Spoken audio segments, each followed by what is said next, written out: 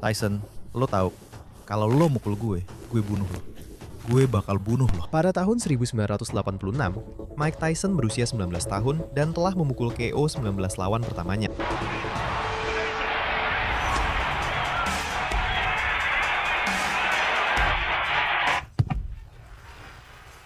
Semuanya dalam 3 ronde pertama.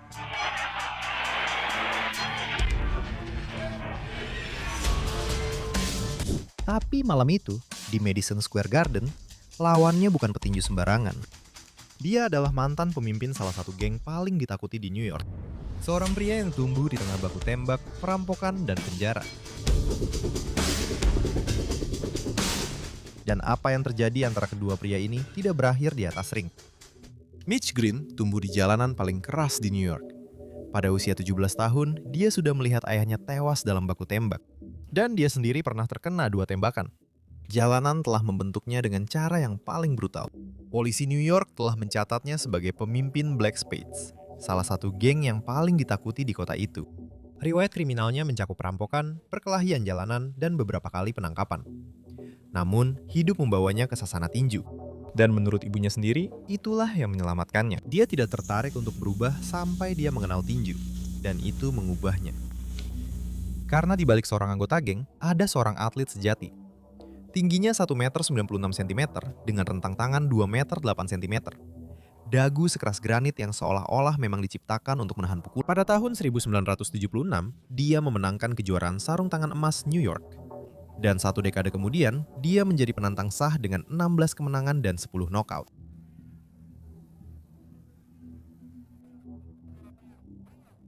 Tapi, yang benar-benar membuatnya berbahaya bukanlah rekornya, mulutnya. Dan dia sama sekali tak punya rasa takut. Ketika pertarungan dikonfirmasi, Green tidak membuang waktu sedetik pun. Dia turun ke jalan dengan kamera video untuk merekam klip trash talk-nya sendiri, yang kemudian ditayangkan oleh saluran televisi seperti HBO selama program mereka. Tidak ada media sosial pada tahun 1986, tetapi Green menemukan cara untuk menjangkau semua orang. Tyson bilang dia akan melawanku.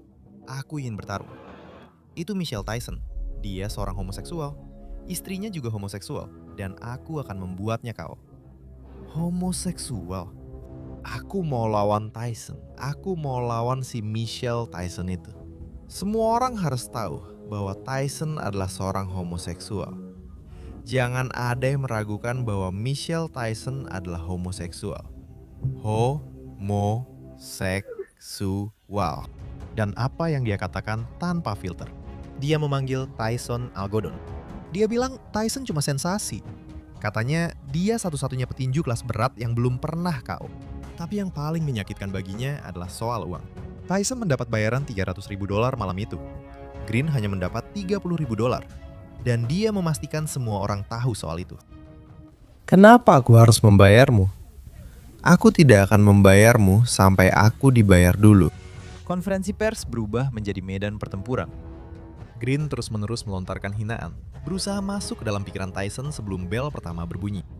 Saya mengelap pantat saya dengan Mike Tyson. Akan ada pertarungan baru. Saya tahu kamu takut pada saya. Ini adalah tinju. Tyson tidak membalas dengan kata-kata. Dia membiarkan tatapannya yang berbicara untuknya.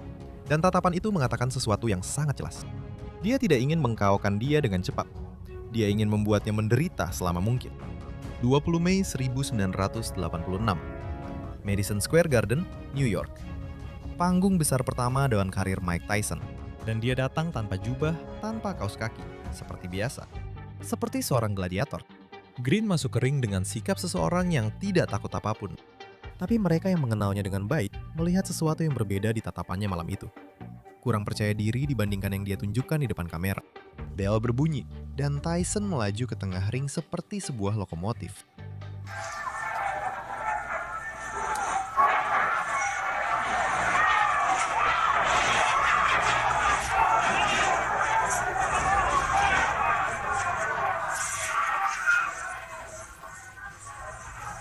Sejak detik pertama, Tyson langsung tancap gas. Kombinasi pukulan ke kepala dan tubuh. Berusaha menghancurkan pertahanan si preman sejak pertukaran pukulan pertama.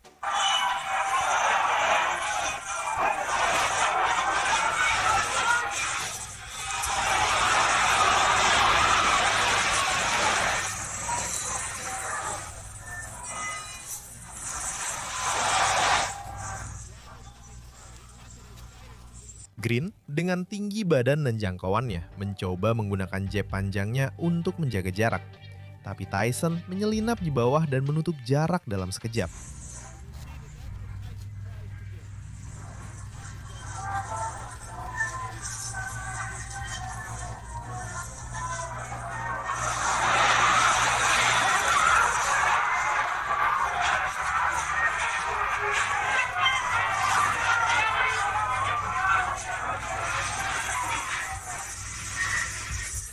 Para komentator menyadari sesuatu sejak ronde pertama. Green melepaskan pukulannya dari kaki belakang, tanpa memindahkan berat badan, tanpa mengepalkan tangan dengan benar. Pukulannya memang mengenai, tapi tidak cukup kuat untuk membuat Tyson mundur. Dan Tyson melihat semuanya.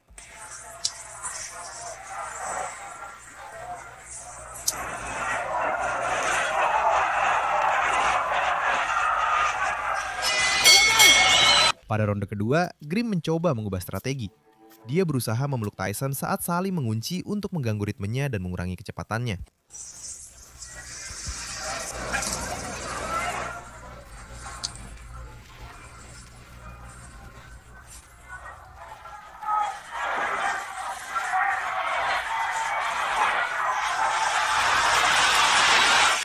Tapi memeluk Tyson tidak semudah kelihatannya.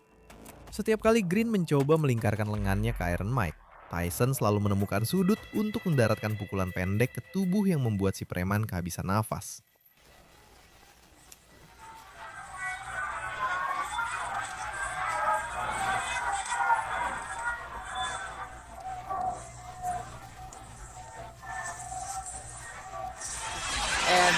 Lalu tibalah ronde ketiga, dan di sanalah terjadi salah satu momen paling berkesan malam itu.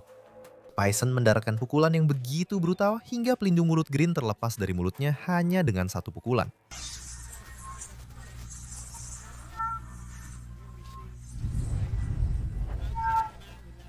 Penonton di Madison Square Garden pun bergemuruh. Green tetap berdiri. Dia terus bertarung. Tapi pesannya sudah sangat jelas. Pada ronde keempat, Green sudah menyadari sesuatu yang sebenarnya tidak ingin diakui. Tidak ada cara untuk mengkawal Mike Tyson malam itu.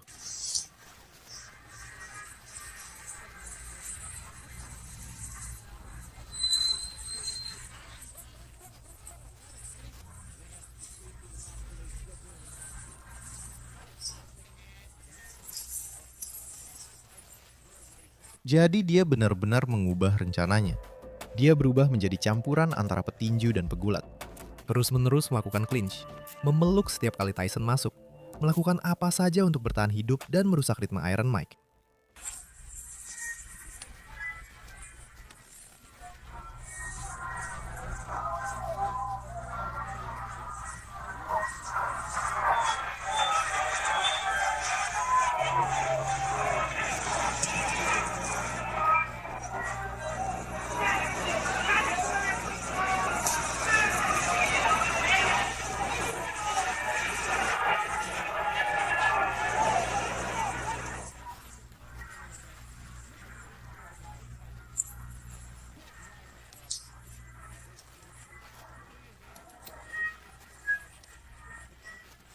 Penonton di Madison Square Garden mulai bosan.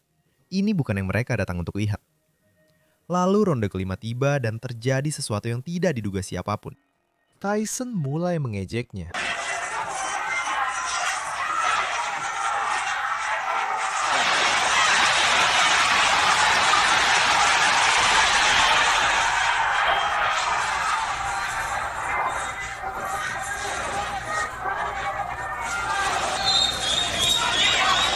Green membalas dengan lebih banyak trash talk di dalam ring. Dia berteriak di wajah Tyson sambil menerima pukulan.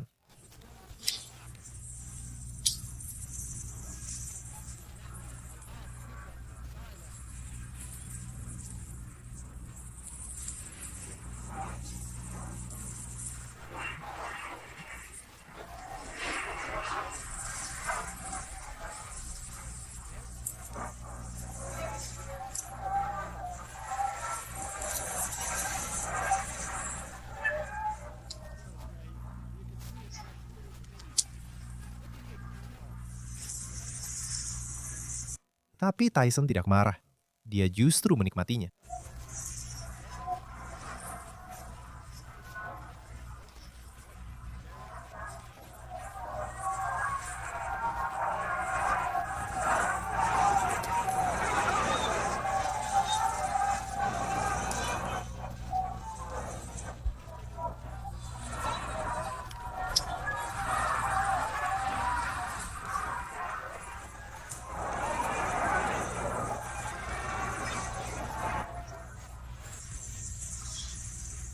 Jika kamu merasa Mitch Green pantas mendapatkan pukulan ini, beri like dan subscribe ke channel ini. Kita lanjutkan. Pada ronde ke-8, Green masih berdiri, tapi dia hanya bayangan dari dirinya sebelum pertarungan.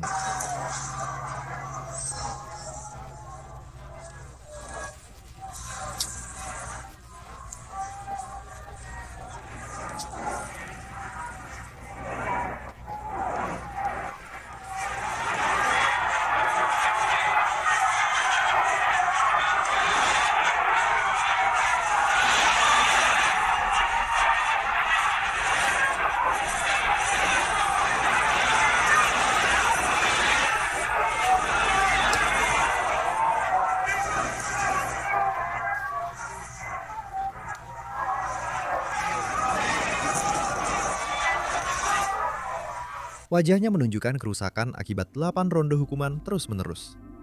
Dia terus-menerus bernapas lewat mulut karena pukulan ke tubuh dari Tyson telah membuatnya kehabisan napas.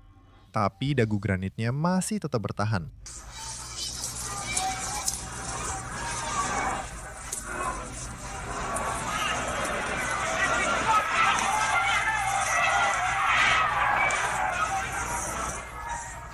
Tyson terus menekan, mencari KO yang menentukan namun tak pernah datang.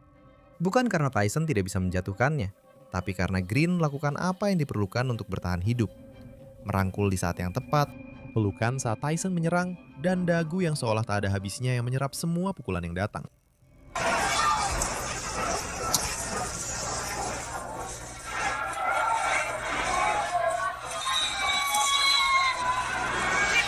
Di momen terbaiknya dalam pertarungan, di ronde-ronde terakhir, Green mendaratkan serangkaian pukulan bersih yang untuk pertama kalinya malam itu membuat ekspresi terkejut di wajah Tyson.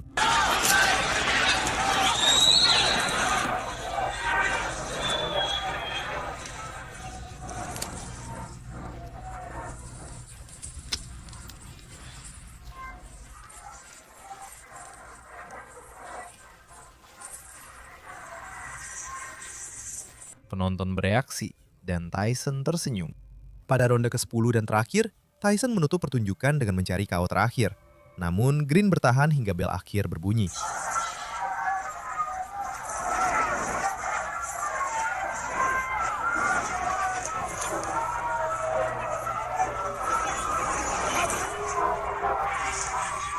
Keputusan mutlak.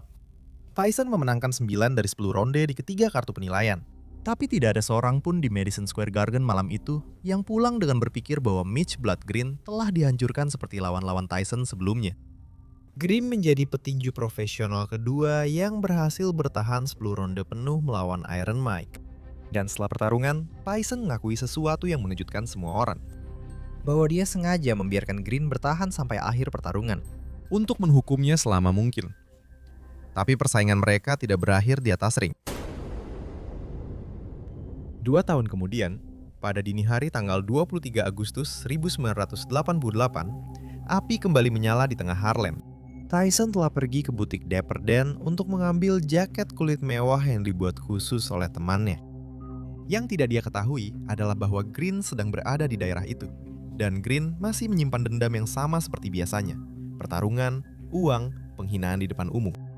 Dia masuk ke toko sendirian, di bawah pengaruh Angel Dust, dan menuntut Tyson untuk memberinya pertandingan ulang atau mengosongkan isi sakunya saat itu juga.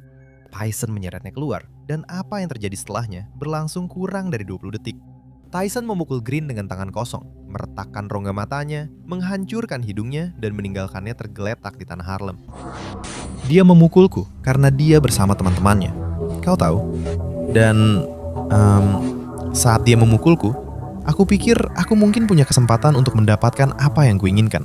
Karena semua orang berkata, pegang aku, kau tahu, memelukku agar aku bisa melarikan diri.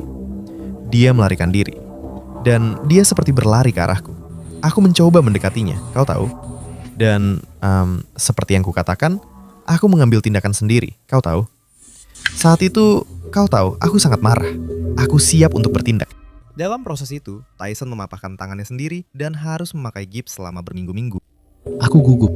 Aku belum pernah melakukannya. Sudah sekitar 7 tahun aku tidak pernah berkelahi di jalanan. Dan aku ketakutan dan mulai paranoid karena dia begitu dekat. Dia terus mendekatiku. Maksudku, jadi aku membela diri. Dia bilang Mitch sedang cari masalah. Mitch terus mengomel dan Raven serta Mike berdiri. Karena sudah terjadi kontak, Mike berkata, "Lihat, jangan main-main denganku dari dekat." Dengan kata lain, mundur, jangan terlalu dekat. Lalu Mitch menarik bajunya dan sepertinya mencoba merogoh sakunya karena dompetnya jatuh. Mitch Green melayangkan pukulan pertama. Maksudku, Mike Tyson adalah Mike Tyson. Dia tidak akan membiarkan siapapun memperlakukannya seperti itu.